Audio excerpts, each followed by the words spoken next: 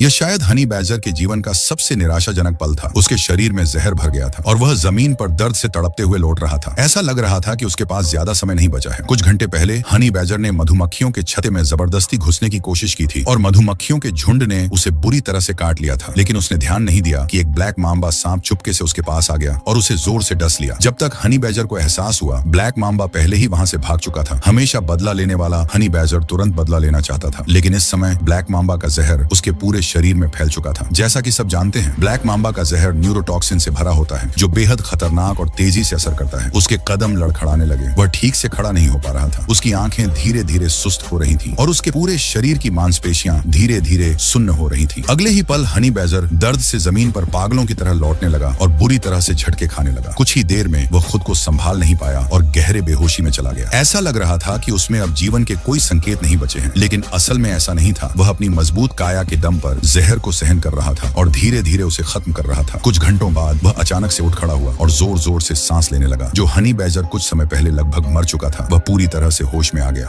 उसने अपना सिर झटका और तुरंत अपनी ताकत वापस पा ली। हनी बैजर स्वभाव से बदला लेने वाला होता है। उसे अच्छी तरह याद था कि किसने उसे बेहोश कर दिया था और इतना दर्द दिया था, उसके लिए बदला लेना जरूरी है, और वह कभी इसे अगले दिन तक नहीं टालता। उसने तुरंत अपना सिर झुकाया, अपनी नाक जमीन के करीब ले जाकर ब्लैक मांबा के छोड़े हुए गंध को सूंघने लगा। उसने ठान लिया कि उस जहरीले सांप को, जिसने उस पर हमला किया था, भारी कीमत चुकानी पड़ेगी। लेकिन जब वह ध्यान से ट्रैक कर रहा था, तो एक खास गंध ने उसका ध्यान खींचा। वह गंध का पीछा करते हुए एक गुफा में घुस गया। कुछ ही देर बाद